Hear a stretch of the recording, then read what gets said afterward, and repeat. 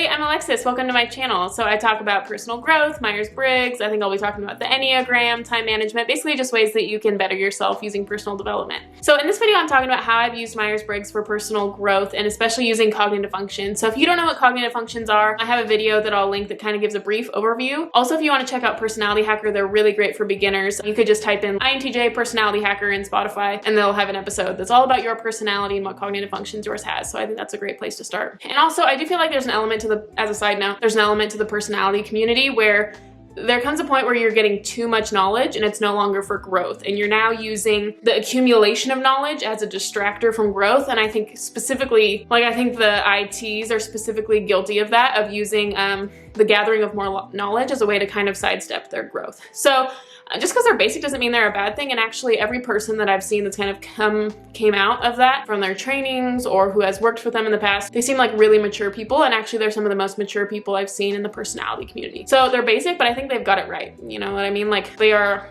100% in on personal growth, and I think that's where people need to be. So yeah, as a side note, go ahead and look up their podcast. That's where I first started. So in this video, I just want to talk about how the cause and effect relationship can become out of balance with your personality type. So I'm going to talk about the second and third functions and how really the second function should be the cause and the effect would be the third function. But sometimes when we're unhealthy, we get it flipped, and the third one's really running the show, and it instead affects the second function. So if that sounds interesting to you, if you want to learn about how Myers Briggs can be used for growth and not just a box to get put in and like a descriptive function as a way to describe yourself, keep on watching. Okay, so I want to talk about the difference between balance and specialization. Like, when should you pursue balance and being evenly weighted, and when should you pursue specialization? Because I know, like, if you are into like Strengths Finder, for example, that's a system where you want to pursue specialization. And I think the difference comes in between needs and talents. So for example, if you have a need, like we have a need to eat food and to drink water, in that case, we should be balanced. We should get food and we should get water. Whenever you have a need, it's really important to stay balanced. However, if you have a strength or a talent, like in the Strengths Finder system, that's a case where it's not necessary, they're not both needs. Like maybe you have a strength in making music and you don't have a strength in dancing or a desire to dance. I wouldn't say you should pursue balance in that case because they're not both a need. Like you shouldn't say, oh, I'm really great at making music, but I'm bad at dancing. I need to balance myself out.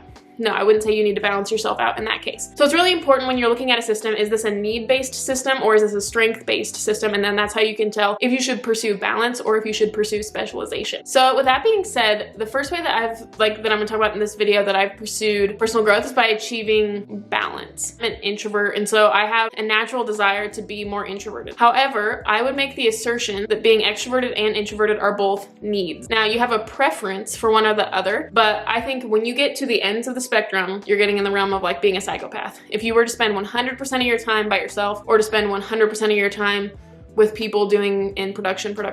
So I would make the assertion that you really need to pursue balance in all of the areas with introversion and extroversion. If you look at the SN dichotomy, when you're looking at your body or in your mind, like if you get to be too far to the one or the other, it really starts to become unhealthy. And so what I found in my own personal life is that there's kind of a cause and effect relationship with my second and third function. So to give an example, so for me, my second function is extroverted thinking and my third function is introverted feeling. So when I'm the most healthy version of myself, my second function is the cause and my third function is the effect, and there's a cause and effect relationship. So when it's in the correct order. And so in that way, I've got this cause and effect relationship, and the effect is that I get to experience the good side of my third function. Now, that's not always the case. So in the last month or so, I'm a teacher, and with schools, like it feels like school just started, but we're already through first quarter. It's been really stressful. So I've been actually experiencing what it's like to have my order out of whack the whole last couple months. So that's why I haven't been posting as much. So in that case, I'm letting introverted feeling run the show. My third function is the cause,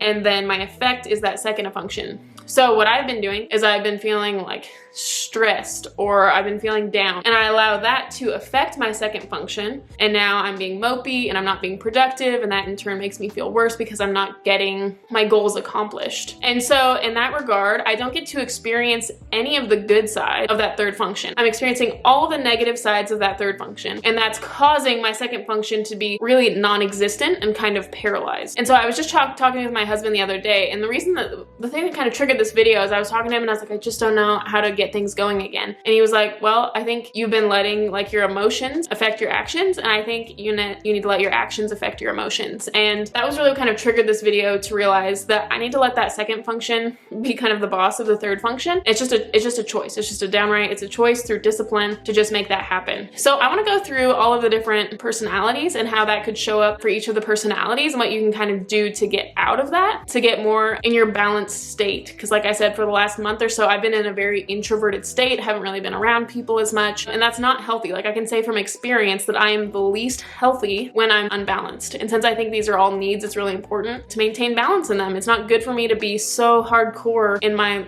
negative feelings. Like I need to get some logic in there to balance it out. Okay, so the first one I'll talk about is kind of what I just mentioned. So this is for the INTJs and the ISTJs. Both of them have a second function of extroverted thinking and a third function of introverted feeling. I basically already talked about it. So I would say what can tend to happen is we can tend to get an introverted loop with introverted feeling. And instead of experiencing the good effects of introverted feeling, it's mostly just depression, sadness, loneliness, you know, kind of the bad side of introverted feeling. It's not a very well-rounded introverted feeling. And then that causes extroverted thinking to just do nothing and be mopey. So what you have to do is, instead of letting your emotions influence your actions, you have to let your actions influence your emotions. So I think it's really important to just force yourself to get your goals done. So that's what I'm doing, like recording right now. If you have long-term goals, take a baby step. And I always feel so much better after I've been productive or after I've filmed a video. So that's my advice for the INTJs and the ISTJs, is just make sure that extroverted thinking is really running the show as opposed to introverted feeling running it. And I think kind of the lie that I've tended to believe is like, I really need to process these emotions. I need to dive deep into these bad emotions, and I just need to really just soak in these bad emotions. And then eventually it'll be processed and it'll be good to go. But I haven't found that to actually ever rightfully work for me. When I just sit there and mope and do nothing, it just tends to breed more of itself, more moping and more doing nothing. So I really think it's just a matter of really making yourself get extroverted to really talk it out. I mean, extroverted thinking is extroverting your thoughts. So it's really important to actually talk it out with people as a way of processing your emotions. Like, I don't think getting more introverted and doing it by yourself is really what's going to be the answer. So the next one I'll talk about are the EFPs. So the ENFPs and the ESFPs. And so their two functions are introverted feeling and extroverted thinking. And I've noticed that these two types are very creative. And when you think about this cause and effect relationship where one is affecting the other, I've noticed that during certain times in their life, when they're creating art or whatever it is they're creating, it can have kind of a different flavor, whether they're healthy or unhealthy. So in the case where they're unhealthy, extroverted thinking is running the show, and they are busy schedule, running 100 miles an hour. When you work with them, you can tell that they're just like, oh, schedule, I gotta get going. And they're just trying to make a name for themselves. So it feels like that the art that they're making is just in service of them elevating their status and getting things done. As opposed to, I've noticed when they're really healthy, and it typically seems to come out of times when they've just come out of something really hard. They spent time journaling and they spent time by themselves. And then after they spend time by themselves like that, their art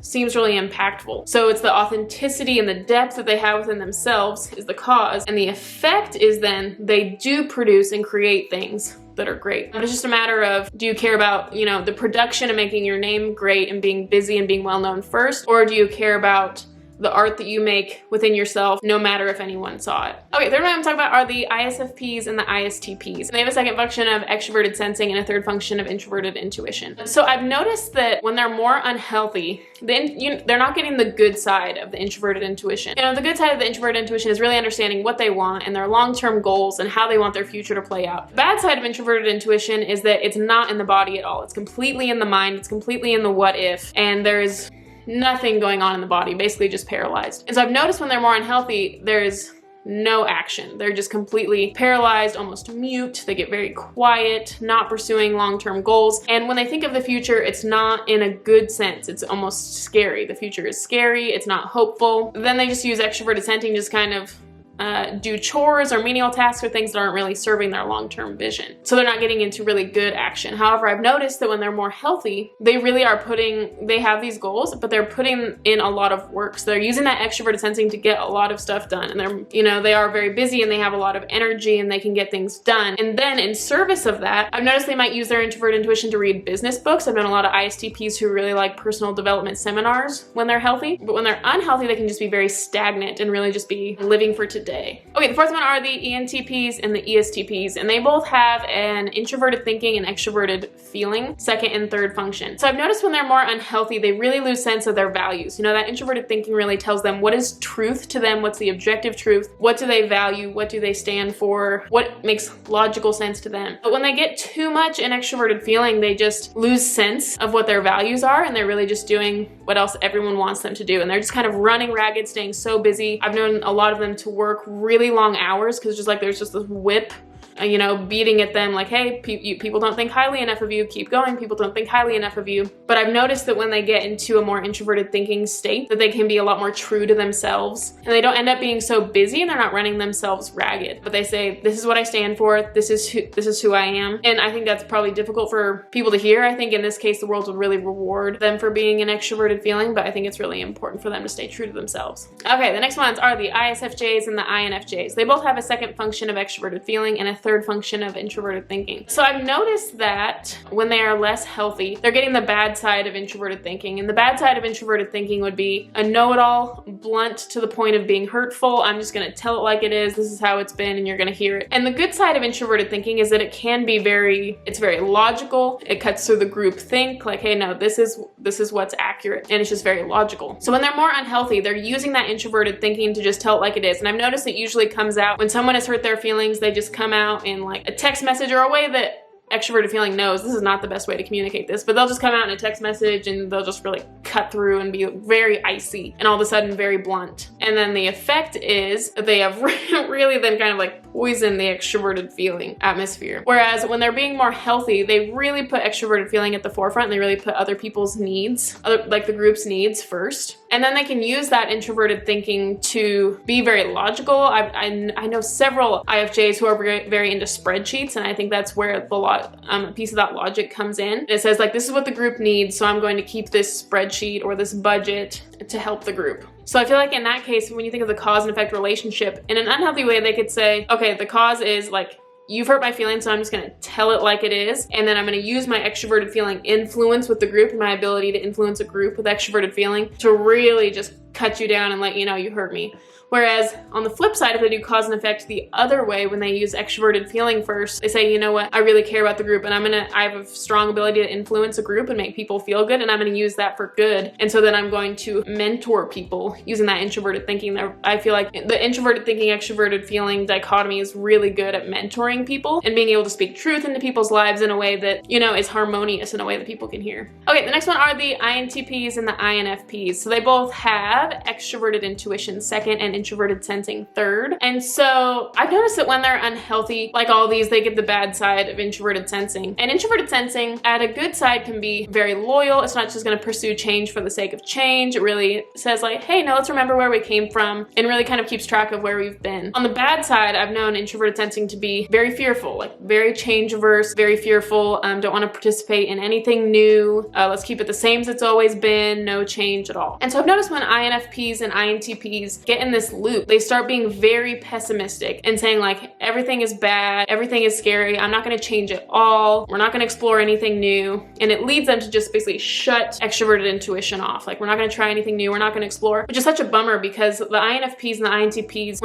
when they explore the emotions and creativity, or when they explore logic, they come up with these really great ideas. But when they shut themselves down to extroverted intuition, it really robs the world of a gift. So I've noticed when they're more healthy, they start being a little bit more optimistic and saying like, no, I choose to be hopeful, I choose to want to explore and try new things and get outside my comfort zone. Like, I think introverted sensing is very good at keeping people safe and in their comfort zone, but that can really be a problem when there are these people who are designed to push the boundaries of life, and then they themselves just want to play video games a lot. Like, I've seen a lot of INTPs just get stuck playing video games all the time. I've seen a lot of INFPs do that as well, and then they'll just get stuck in their emotions. But I feel like they really have to start pursuing optimism and getting extroverted and being around people and trying new restaurants and trying new hobbies and creative ventures, and then that leads them to be a lot more, I feel like it leads them to be a lot more useful, and then they can use their introverted sensing to communicate with the rest of the world, because a big chunk of the population has introverted sensing, to communicate, this is where the past has been good, and this is where we can afford to stretch the boundaries for the future. Okay, the next one are the ENFJs and the ENTJs. They both have introverted intuition second and extroverted sensing third. So when you think about kind of this cause and effect relationship, I feel like when they're more unhealthy, they are predominantly in extroverted sensing, and they're all about appearances. So the depth isn't necessarily there, but they want to keep up the appearances as maybe being high statusy or being influential in the group, and they really make sure that they look nice to show this, they make sure that they're busy to show this, and it becomes all about an appearance game. And then they might not use really their introverted intuition. They might just completely shut it down to where it becomes all about appearances and the depth is not there. I think a lot of times when I think about the dichotomy of introverted intuition and extroverted sensing, it's like the steak and the sizzle, and they become only about the sizzle and the depth starts not really be there. However, if they're more healthy and they really get into introverted intuition, they can really understand how you need the depth and you need the sizzle. I think some personalities, like I think INTJs are one of these, probably an INFJ is probably the introverted version of these, have maybe some of the depth, but they don't know how to present it or communicate it, and so they're not listened to. I think ENTJs and ENFJs, when they're really healthy, can really persuade a group because they can have the depth, but then they also have the sizzle enough, that extroverted sensing and the extrovertedness, to get people on board. So I think they have the potential to have a lot of influence, and if they would get in touch with the inner parts of themselves and with the depths of themselves, I think they have the power to be very influential. Okay, finally, the ESFJs and the ESFJs and the ESTJs. You know, I saved this one for last because this is the personality I know the least. I have the least amount of these people in my life, so I apologize if you're one of these, but this is probably gonna be like the worst explanation. They both have introverted sensing and extroverted intuition. And what I've noticed is that when they're unhealthy, they're just doing too much extroverted intuition. They're just flighty, and there's no loyalty with their relationships. I've known one ESFJ who just hops from roommate house to roommate house to roommate house, just hopping from one to the next and just kind of burning bridges all along the way. That's really dangerous, especially for people who are wired to be so loyal and family oriented. You know, to just hop from one relationship to another is really a problem. I've known some of these people to be, like, especially in their younger years, to be a little like crazy or something, and so they're kind of hard to pin down, maybe burning some bridges. And also what I think they do when they're using introverted sensing in a bad way is they're just thinking about the bad memories they had. So they're taking all this history that they have with their bad memories, and that's causing them to be now flighty in their current relationships, and they just have trust issues, and you cannot pin them down. They will not stay loyal to anyone because they just are attached to those bad introverted sensing memories that they have. But when they're more healthy, I think they can stay loyal to people and they can stick through the hard times, and then they can use that extrovert intuition in service of optimism and saying, you know what, these relationships are hopeful, there's a brighter future ahead in this relationship, and it's worth staying in and working on and having the difficult conversations to make sure that it works out. And I think that when they are the most healthy, they have really dug into their past and processed it, so it's no longer kind of poisoning their future. Whew, okay, that was all the personalities. That was such a brief run through. Let me know if that was helpful. I'm actually really curious how the second and third functions have affected you in your life, if you can think through how the one has been the cause instead of being the effect like it should be, and maybe how you've only in your life seen like the negative sides of that cognitive function, when if you used it correctly, you could really see its full expression, the full spectrum of good and bad sides of it. So yeah, I hope you enjoyed this video. That's how I've used the second and third functions for personal growth. Thanks guys, bye.